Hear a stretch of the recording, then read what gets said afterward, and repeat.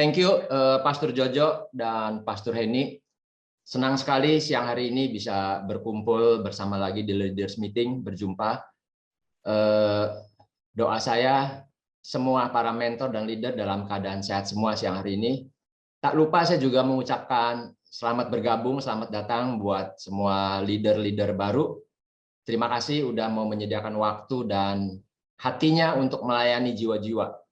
Ya, sebelum saya akan sharing tentang leadership, boleh dibuka, minta tolong Reza, slide yang pertama. Ya, kita akan sama-sama belajar, termasuk juga sampai saat ini saya pun masih tetap belajar. Jadi siang hari ini kita semua dalam kondisi terus belajar untuk upgrade diri, untuk terus bergerak apa yang menjadi kehendak Tuhan dalam kehidupan kita, terutama dalam kita melayani Tuhan di Impact Family ini. Ada banyak definisi tentang leadership atau kepemimpinan. Ada tentang bicara keteladanan, lalu bicara menjadi figur, role model. Nah, saya mau menyampaikan bahwa salah satu yang menjadi yang menjadi tugas leadership atau pemimpin adalah salah satunya tanggung jawab. Jadi, salah satu yang menjadi tugas pemimpin adalah bertanggung jawab. Nah, sebelum akan masuk lebih dalam lagi, siang hari ini saya ingin menyampaikan bahwa apa yang menjadi pergerakan kita di Impact Family adalah kita terus membangun dan menghidupi gaya hidup berkomunitas yang tentu tujuannya adalah untuk menyelesaikan amanat agung. Nah, berangkat dari sebuah pertanyaan, sebelum kita melayani jiwa-jiwa atau masuk dalam sebuah pelayanan di komsel atau di komunitas, masihkah amanat agung menjadi ambisi agung kita? Nah, pertanyaannya itu siang hari ini.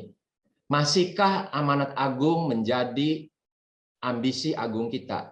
Seharusnya pelayanan kita itu didrive oleh sebuah kesadaran bahwa amanat agung itu satu-satunya yang menjadi ambisi agung dalam kita melayani.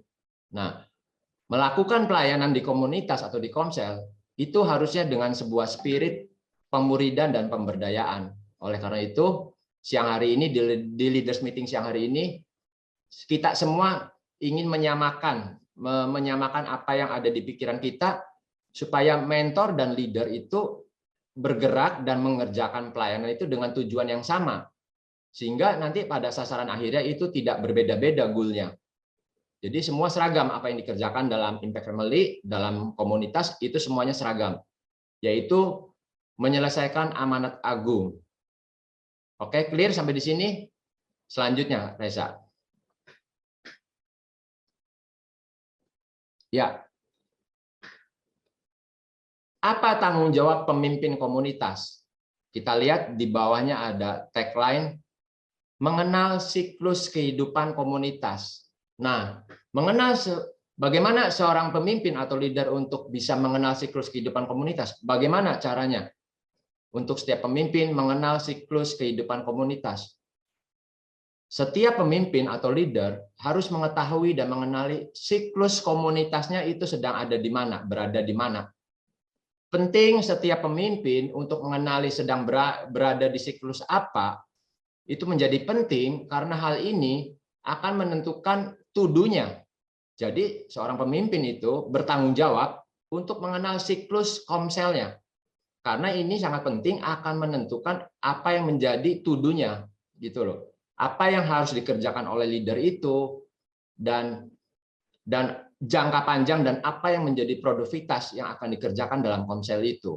Nah, contoh, misalkan komsel saya sedang berada dalam siklus bayi. Nah, tuduhnya apa?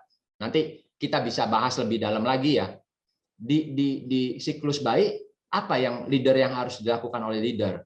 Nah, lalu pentingnya kita mengenal siklus kehidupan komunitas adalah untuk kita dapat menentukan atau menjalankan sebuah komsel itu keberlangsungan, ketajaman dan produktivitas itu akan menentukan untuk setiap pemimpin untuk mengenal siklus kehidupan komunitas.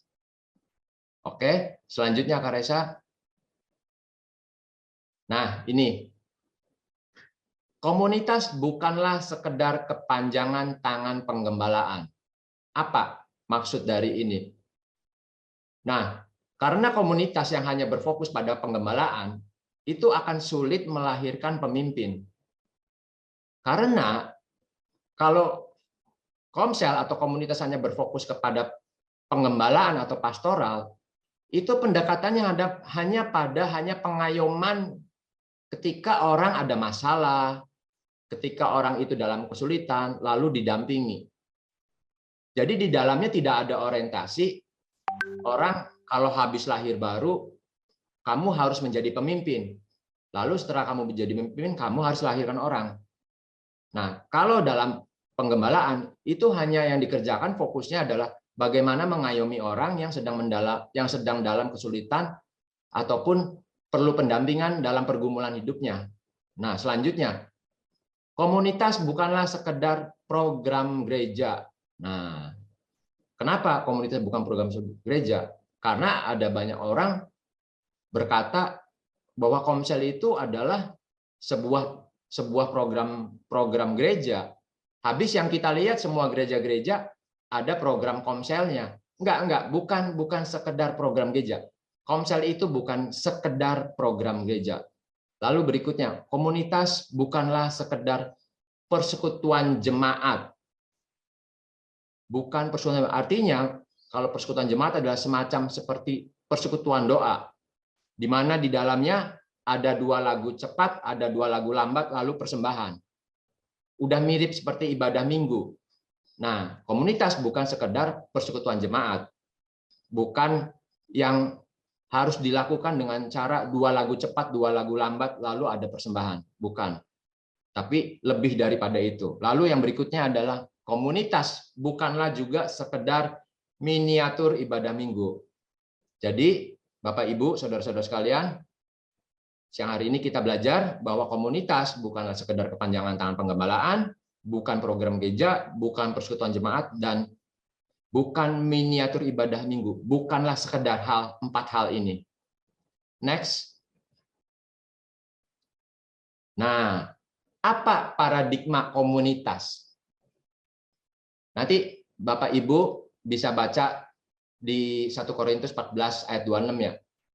Komunitas merupakan tempat di mana Tuhan bekerja di antara orang percaya.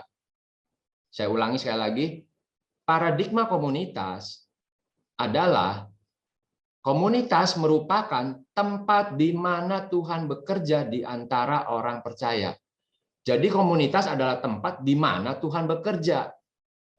Yang mana Tuhan tidak hanya bekerja di dalam diri kita, bukan.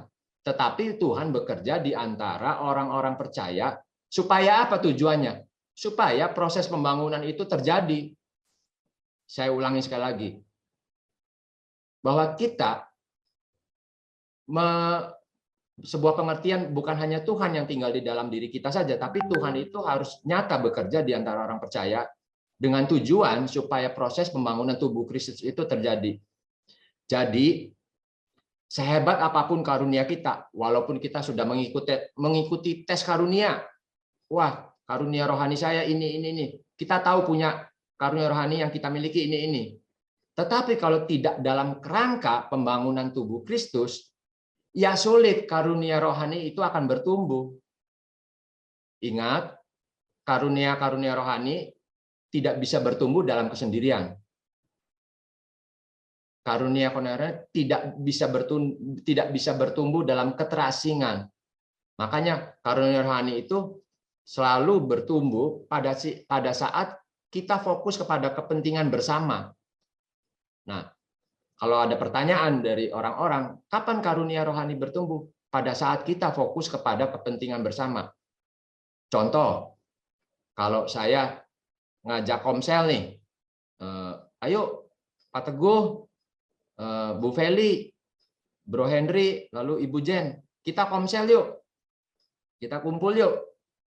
Nah, tujuan saya kumpul dengan mereka semua itu adalah dengan sebuah pengertian, dengan sebuah kesadaran bahwa saya ini apa yang bisa saya beri buat Pak Teguh, buat Ibu Jen, buat Ibu Feli, buat Bro Henry, apa karunia apa yang saya bisa berikan, yang saya miliki untuk bisa membantu mereka.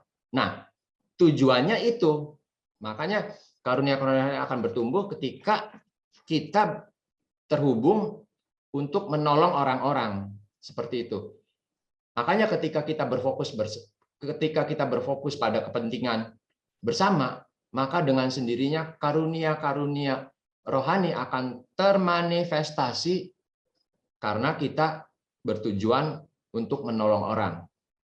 Jadi di dalam Komsel itu harus ada prinsip dan gaya hidup saling.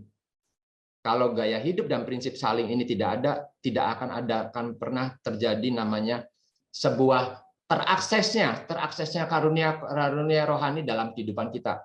Karena masing-masing mereka datang ke Komsel tujuannya untuk mengambil, bukan untuk menolong satu yang lain, bukan untuk saling menolong, memberi. Makanya ketika orang datang ke Komsel tujuannya untuk mengambil, maka dia tidak akan menerima apa-apa. Tapi berbeda dengan orang yang datang ke Komsel tujuannya untuk menerima. Nah, pasti dia akan memberi, gitu loh. Jadi ingat bahwa gaya hidup prinsip untuk saling dalam pembangunan tubuh Kristus supaya cepat terjadi, hidupilah gaya hidup saling dalam komunitas. Selanjutnya, komunitas adalah tempat di mana Tuhan menambahkan jumlah jiwa baru dalam kehangatan keluarga. Nanti Bapak Ibu bisa baca di Kisah Para Rasul 2 ayat 7, Efesus 2 ayat 19. Saya bersyukur belum lama kemarin terima informasi dari Kak Resa, dari Kak Jojo, bahwa jemaat mulai daftar untuk mengikuti Komsel, jumlahnya cukup banyak. Wah, puji Tuhan. Ingat, Tuhanlah yang menambah jiwa, bukan kita. Ingat, kisah Petrus, kalau kita baca di Alkitab, itu bukan gara-gara Petrus khotbah langsung bertambah jiwanya, bukan bertambah jiwa-jiwa, bukan. Tapi kalau dilihat catatan di situ di Alkitab, Tuhanlah yang menambah jiwa-jiwa, gitu loh. Nah, pelajari Alkitab, tidak ada infrastruktur yang Tuhan siapkan untuk penampungan jiwa selain Komsel. Coba nanti rekan-rekan, Bapak Ibu, pelajari Alkitab ya. Tidak ada infrastruktur yang Tuhan siapkan untuk penampungan jiwa selain Komsel. Penampungan jiwa itu bukan ibadah raya. Penampungan jiwa itu infrastrukturnya yang Yesus pakai adalah Komsel, komunitas. Ingat, penampungan jiwa itu bukan ibadah raya. Penampungan jiwa, infrastrukturnya yang Yesus pakai adalah Komsel, komunitas. Seperti Yesus dengan ke-12 muridnya. Makanya, saya kadang suka bingung kalau ada orang yang tidak tertarik dengan Komsel. Pertanyaannya adalah gini, sebenarnya orang itu praktek gaya hidup Kristus enggak sih? Bingung saya, makanya kalau ada orang yang tidak tertarik dengan Komsel atau dengan komunitas, pertanyaan adalah begini, sebenarnya orang itu praktek gaya hidup Kristus enggak? Nah itu, jadi komunitas adalah tempat di mana Tuhan menambahkan jumlah jiwa baru dalam kehangatan keluarga. Seperti siang hari ini, saya merasakan bahwa inilah sebuah keluarga impact family, di mana kita saling menopang, meskipun pertemuan kita di Zoom. Saya berdoa bahwa secara spirit kita bersatu, menopang setiap apa yang menjadi kehendak Tuhan, terutama buat impact community ini. Next, Esa. Nah, Matius 18 ayat 18 sampai 20, Lukas 12 ayat 32. Komunitas merupakan tempat di mana kesepakatan terjadi. Kehadiran Yesus dan manifestasi kerajaan dinyatakan. Nah, kalau Bapak Ibu rekan-rekan semua baca nanti ayatnya, apa yang terikat di bumi akan terikat di surga. Apa yang terlepas di bumi akan terlepas di surga. Nah, komunitas adalah tempat kesepakatan terjadi. Dan bukan hanya tempat kesepakatan terjadi, di mana komunitas juga merupakan tempat praktek kuasa. Makanya Matius 18 ayat 18 Matius 18 ayat 18 sampai 20 itu menggambarkan sebuah sedang terjadi praktek kuasa. Apa yang terikat di bumi terikat di surga, apa yang terlepas di bumi terlepas di surga. Jadi ingat, komunitas merupakan tempat di mana kesepakatan terjadi, kehadiran Yesus dan manifestasi kerajaan dinyatakan. Jadi ada kehadiran Yesus nih, ada manifestasi kerajaan yang dinyatakan di tengah-tengah komunitas. Ada praktek kuasa. Wah, pokoknya ada orang yang dipulihkan, mengalami jamahan, baptisan Roh Kudus, ada hal-hal yang orang-orang mengalami terobosan. Masalahnya nggak hilang, tapi ada sesuatu yang ketika mereka berkomunitas, mereka dapat bahwa Tuhan berbicara buat pribadi yang hadir di komunitas itu. Ada sesuatu yang dirasakan, ada sesuatu manifestasi kerajaan yang dinyatakan. Next. Nah, selanjutnya kita kasih atensi ke sini ya. Karena inilah yang sedang kita kerjakan untuk hari-hari ke depan, supaya kita semua seragam apa yang akan kita kerjakan, supaya tujuan kita juga sama. Jadi apa yang ada di pikiran kita itu semua sama, seragam, sehingga tidak ada sebuah hasil yang berbeda-beda. 3 esensi tanggung jawab pemimpin. Yang pertama, menjalankan dan mengembangkan komunitas. Lalu yang kedua, melahirkan calon pemimpin baru. Yang ketiga, melahirkan komunitas baru. Nah, yang pertama, menjalankan dan mengembangkan komunitas. Selanjutnya, nah ini, yang pertama, menjalankan dan mengembangkan. Framework pola kerjanya itu adalah fokusnya bukan hanya menjalankan.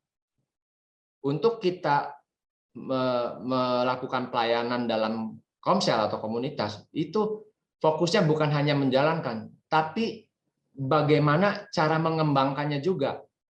Karena kenapa? Karena menjalankan itu nggak sulit, gampang. Hanya butuh jadwal. Hari apa, jam berapa, lalu seminggu berapa kali, dan berapa lama waktunya. Lalu ketemunya dengan cara apa? On-site atau online.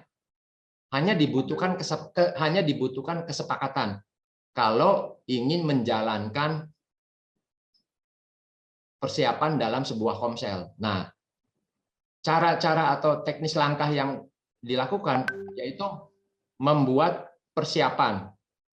Ingat, setiap leader harus membuat persiapan. Kenapa? Kalau kita tidak mempersiapkan dengan benar-benar untuk melakukan persiapan dalam sebuah jadwal atau ibadah komsel, itu orang-orang bisa tahu loh, bisa membaca kalau leader ini tidak melakukan persiapan. Itu bisa ketahuan. Ada orang-orang yang bisa membaca. Makanya penting bahwa setiap leader itu harus melakukan persiapan. Lalu berikutnya, langkah berikutnya, pastikan kehadiran. Pastikan kehadiran. Siapa nama-nama yang hadir. Lalu yang berikutnya adalah ketahui ketidakhadiran.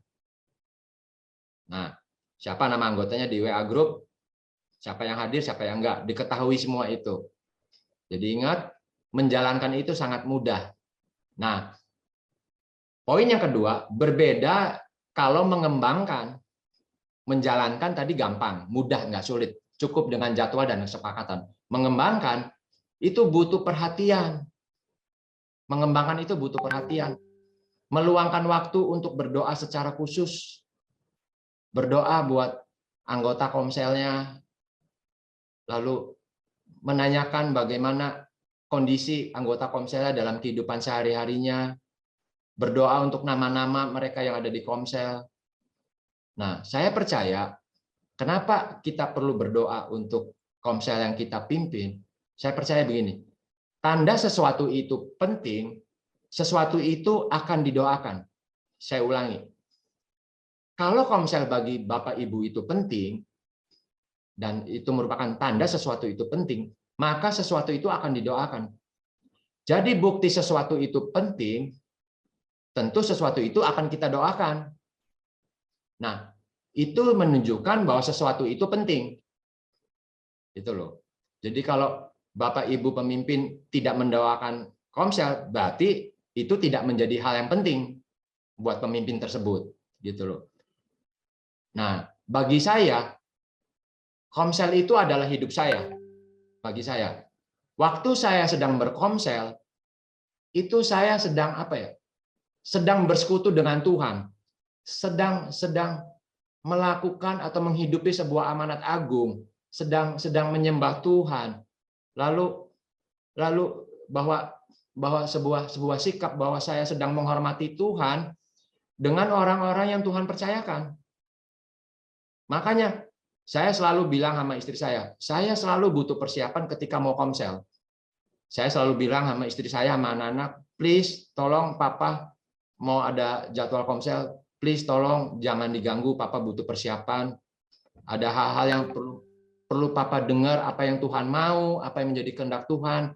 Lalu apa yang nanti terjadi di komsel, hikmat apa yang Tuhan beri dalam kehidupan atau dalam pribadi saya ketika kita melayani di komsel, gitu loh. Next. Nah, yang kedua, melahirkan calon pemimpin baru. Langkah-langkahnya apa saja? Yang pertama, lakukan pencarian sejak dini. Nah, saya mau berpesan siang hari ini buat para leader baru, nanti begitu komsel mulai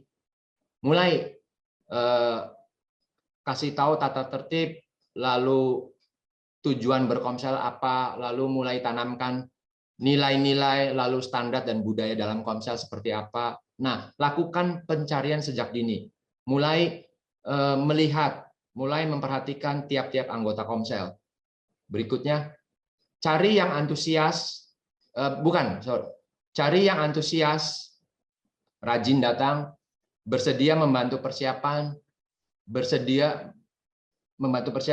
mengingatkan kehadiran teman yang lain, sungguh-sungguh dalam mengikuti pertemuan komunitas.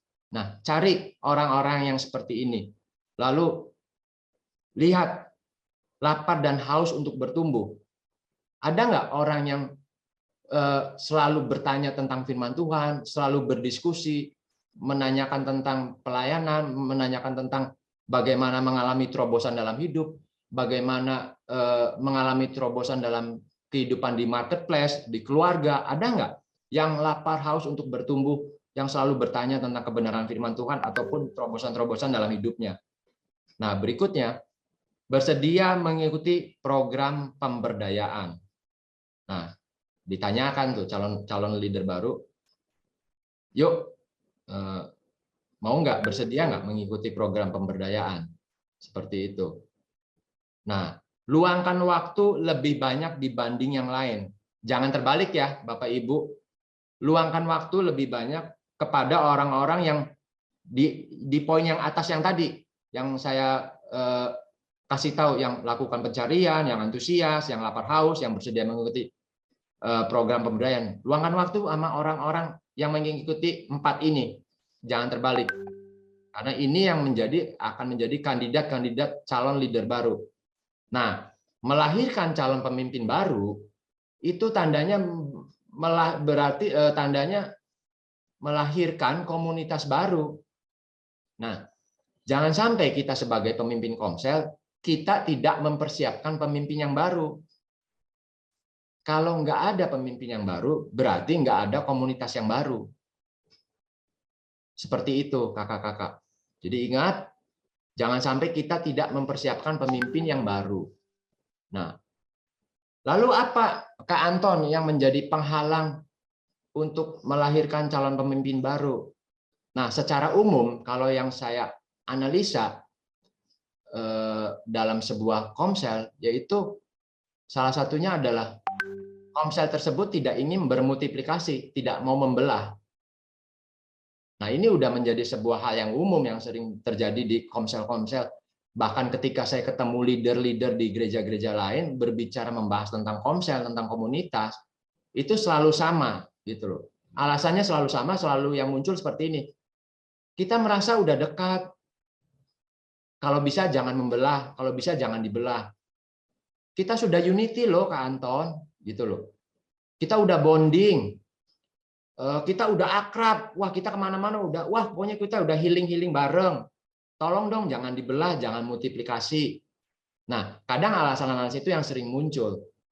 Nah, kakak-kakak, bapak ibu, kembali lagi kepada sebuah kebenaran firman Tuhan. Setahu saya di Alkitab yang saya baca, definisi unity-nya Yesus itu adalah pengutusan. Coba nanti bapak ibu, rekan-rekan baca di Alkitab. Definisinya unity-nya Yesus itu adalah pengutusan. Murid-murid diutus, bukan disuruh ngumpul terus, udah akrab, udah apa, tapi disuruh enggak. Nah, makanya saya kadang suka bingung kalau ada komsel yang mengatakan sudah unity, sudah akrab, sudah bonding, jangan dipecah, jangan dibelah. Saya agak bingung gitu loh. Karena yang Yesus lakukan justru pengutusan. Unity-nya Yesus adalah melakukan pengutusan. Seperti itu kakak-kakak.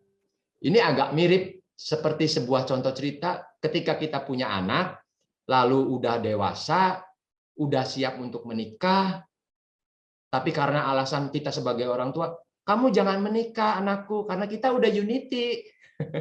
Kita udah unity, jangan menikah gitu loh. Itu apa yang nggak kebayang gitu loh maksudnya. Cuman hanya gara-gara udah unity, jadi kita nggak bisa melepas anak kita yang udah dewasa, yang udah siap untuk menikah. Nah itu gimana? Berarti ada sebuah yang miss gitu loh. Jangan sampai kita misleading nih untuk menjalankan komunitas. Jadi yuk, jangan pernah takut, jangan pernah merasa, aduh nanti gimana ya kalau dibelah, nanti ini gimana ya, cocok atau enggak, berbeda atau enggak. Nah, saya kasih tips. Ini ada sesinya lagi tersendiri. Tapi saya untuk menyingkat waktu saya kasih contoh gini. Misalkan waktu itu saya satu komsel sama Pak Antoni, Ibu Eva, gitu loh. Ini contoh aja contoh. Cuman karena waktu itu membelahnya, mengutusnya saya Pak Antoni, Ibu Eva itu ke komsel yang baru. Bukan komsel saya membelah dari rumah saya membelah jadi dua, gitu loh. Nah, membuat branding yang kuat buat Bu Eva dan Pak Antoni di dalam komsel yang sedang kita kumpul bareng-bareng. Jadi saya sebagai leader, kalau ada orang yang konseling sama saya atau apa, karena mereka taunya saya leadernya gitu loh. Nah, karena saya punya rencana ke depannya bahwa komsel ini mau membelah dan sudah berbicara dengan Pak Antoni bahwa dia akan menjadi leader, lalu saya bilang sama orang yang konseling sama saya atau orang yang cerita ini, coba kamu tanya deh sama Pak Antoni, kira-kira kalau kamu sedang menghadapi masalah begini, tanya solusinya apa dari Pak Antoni. Jadi udah bukan saya lagi gitu loh. Jadi saya membangun branding bahwa ada orang kepercayaan di komsel saya, yaitu yang namanya Pak Antoni dan Bu Eva. Nah, mulai supaya anggota-anggota komsel yang lain bisa melihat, oh berarti Pak Anton ini sepertinya punya wakil ya di dalam komselnya. Karena setiap kali ada apa-apa selalu diarahkan kepada Pak Antoni dan Bu Eva. Nah, contohnya seperti itu. Jadi ingat, ayo jangan takut untuk membelah, karena disitulah akan bertumbuh kita menjadi dewasa, dan di mana kita belajar untuk satu sama lain menerima. Bahkan di dalam komsel pun ada orang-orang yang nyebelin, kita pun harus belajar menerima. Karena satu-satunya tempat terjadinya semua sifat Allah itu hanya ada di komsel. Bukan di ibadah raya. Kalau di ibadah raya udah, halo apa kabar? Gimana? Keluarga sehat apa? Udah pulang. Tapi kalau di komsel, wah, saya ngalamin di komsel saya. Ada orang yang ngomongnya jedar-jedor, tembak, saklek, gitu loh. Ada yang gini-gini. Nah, itu saya sebagai leader harus menengahi dan meredam. Seperti itu. Nah, komsel juga bukan hanya sebagai tempat untuk curhat. Bukan hanya sebagai tempat untuk bicara masalah terus, gitu loh. Harus ada firman Tuhan yang didiskusikan atau yang menjadi sebuah solusi, gitu loh. Kalau komsel isinya hanya selalu masalah dan curhat, berarti ada kebocoran di spiritual, ada kebocoran di disiplin rohani. nggak sehat. Karena tiap pertemuan bicaranya curhat masalah terus, curhat masalah. Nggak ada firman Tuhan yang dibahas. Nggak ada, oh ya, ngalamin masalah ini, itu kira-kira firman Tuhan mengatakan apa ya? Contoh, kepahitan. Nah, firman Tuhannya apa yang perlu dibahas? Jangan cerita kepahitan. Udah gitu, mari kita tutup dalam doa. Nah, harusnya selain tutup dalam doa, harusnya ada firman Tuhan yang didiskusikan. Oke, selanjutnya.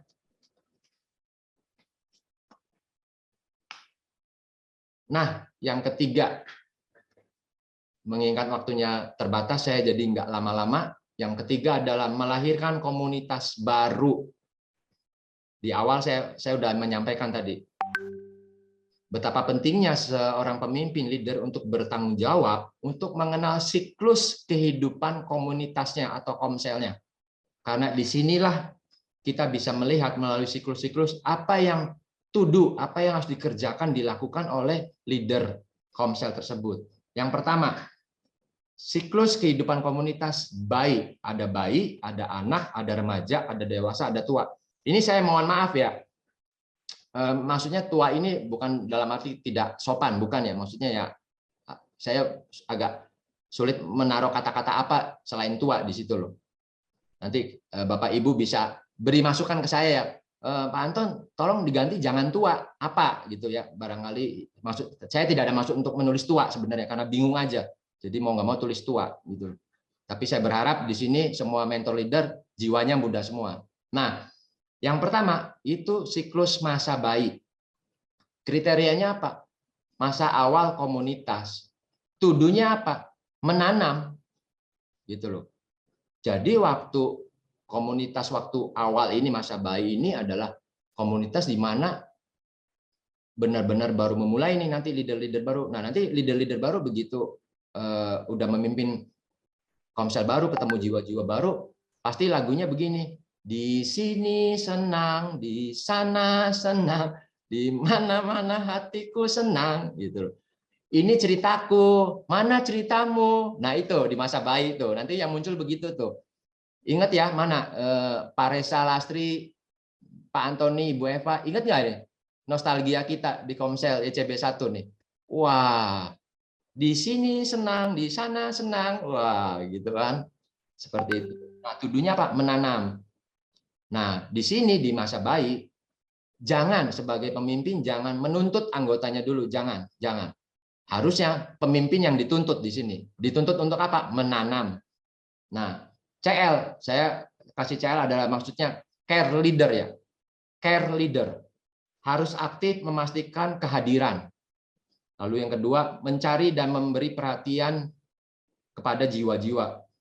Mencari dan memberi perhatian dan berdoa minta jiwa-jiwa. Nah, jadi di masa bayi ini pemimpin dan anggotanya berdoa nih. Selain memastikan kehadiran harus berdoa.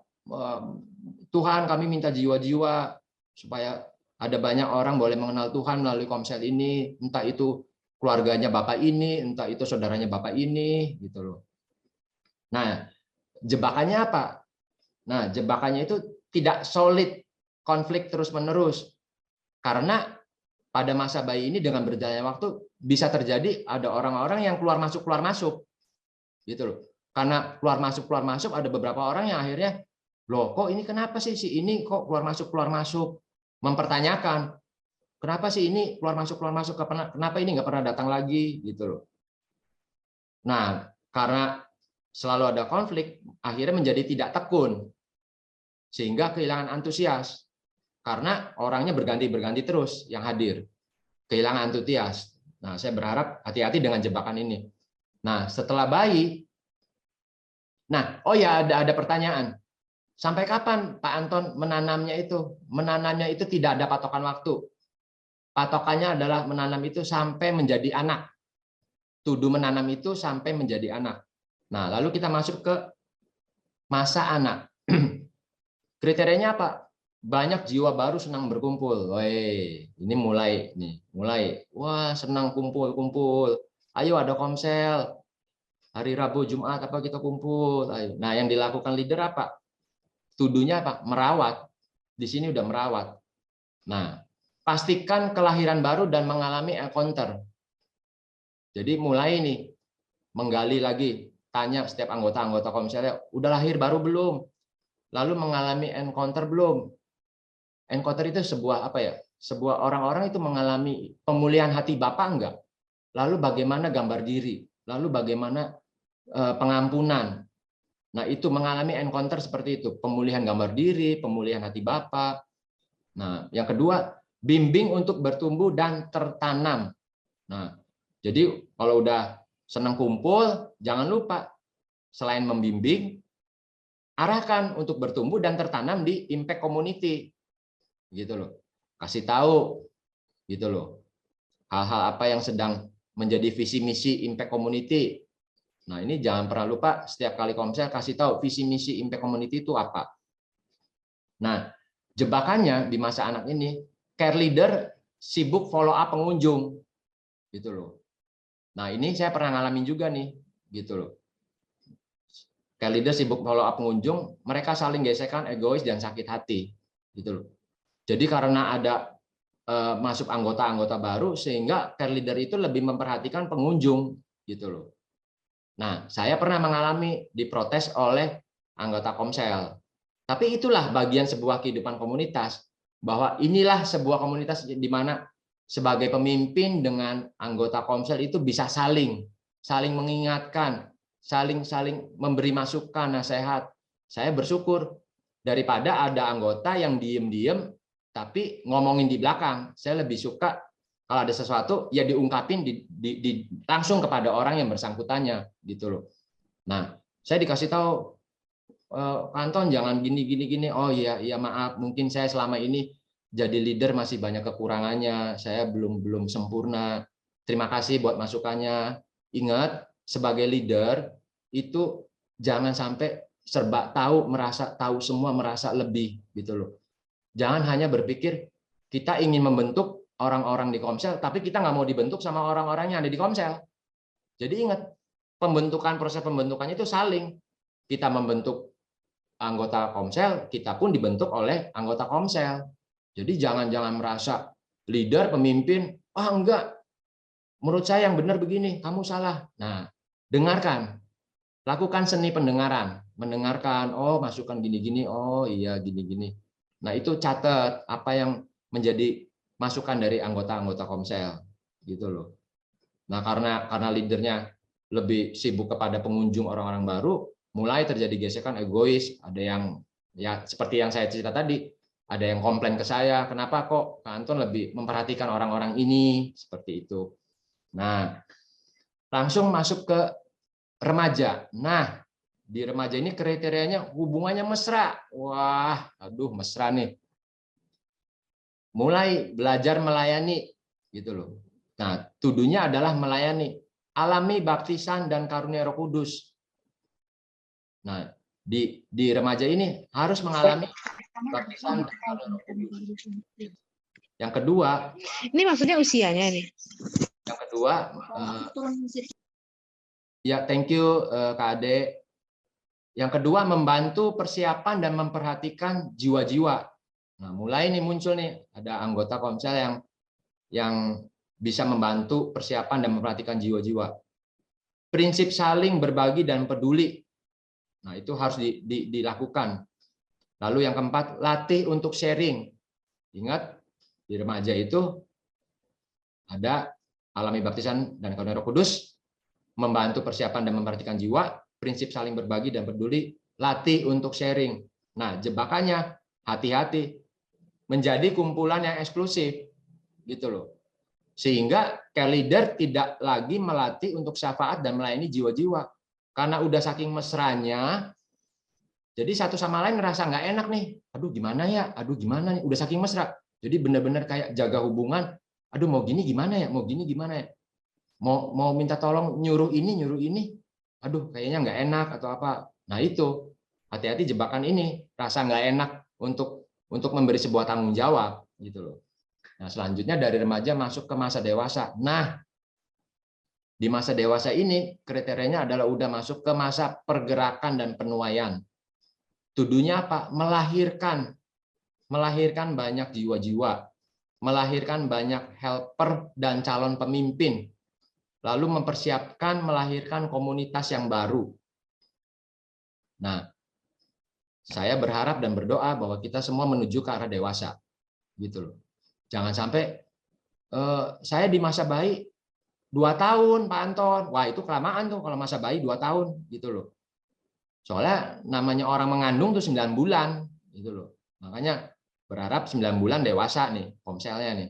Sehingga bisa melahirkan banyak calon helper dan calon pemimpin, gitu loh. Nah, jebakannya nggak ada target, nggak ada persiapan split, gitu loh. Hati-hati.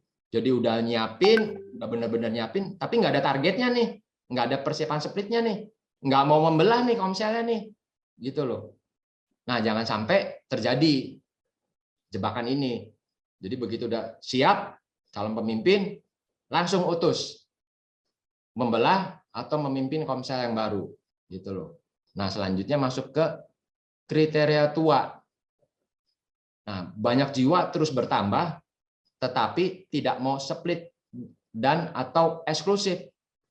Jadi komunitas itu selama 3 tahun, 4 tahun, 5 tahun, orangnya itu terus. Nggak pernah ganti-ganti, nggak pernah ada yang diutus. Sampai akhir maut memisahkan, tetap orangnya itu terus. Aduh Tuhan Yesus. Jadi kumpul terus. Wah ini, ayo kita tua bareng-bareng, nggak ada yang dikerjakan. Sorry Miss Jacob, mungkin apakah suara di saya aman? Miss Jacob, mungkin volumenya bisa diatur? Oke, thank you. Nah, kalau udah masuk masa tua, apa yang harus dilakukan? Lakukan segera pembelahan. Jangan sampai menjadi besar, nggak ngerjain apa-apa. Wah, muter-muter di situ terus orangnya itu lagi. Nah, jangan sampai terjadi ya, Bapak Ibu, rekan-rekan semua. Jadi inilah yang menjadi sebuah kerinduan saya, dan saya terus sampai siang hari ini, sampai sore ini terus belajar untuk menghidupi bagaimana gaya membangun dan hidup berkomunitas, gitu loh. Orang yang tinggal di komunitas yang kecil, sesungguhnya dia itu tinggal di dalam dunia yang jauh lebih besar. Saya ulangi, orang yang tinggal di komunitas yang kelihatannya kecil, sesungguhnya orang itu tinggal di dalam dunia yang jauh lebih besar, di mana sifat-sifat Allah dinyatakan di situ. Bagaimana orang bisa menggali tentang kehidupannya, tidak hanya spiritual, tapi secara jiwa dan tubuh. Jadi saya berharap, ingat, jangan lupa selalu yang menjadi nafas kita, yang menjadi pergerakan kita adalah menyelesaikan amanat agung Tuhan Yesus. Jadi itu aja yang saya dapat sampaikan. Sekali lagi buat para mentor leader, Bapak Ibu Saudara, saya mengucapkan terima kasih buat kesempatannya, buat Pastor Jojo dan Pastor Henny boleh berbagi ini, dan saya berharap kita punya tujuan yang sama dan membangun impact community dan menghasilkan leader dan membawa orang-orang terhubung dengan Tuhan, bukan terhubung dengan pemimpinnya. Ingat, jangan sampai kita menjadi pemimpin terjebak, akhirnya semua anggota komsel itu tidak bergantung sama Tuhan, tapi bergantungnya sama kita. Tapi justru tugas kita adalah bagaimana orang-orang yang kita layani itu terhubung dan mengalami terobosan dan melakukan kehendak Tuhan dalam hidupnya, baik itu di keluarga, baik itu di dunia pekerjaan, dunia usaha, maupun di dunia pelayanan. Oke, thank you semuanya. God bless you all.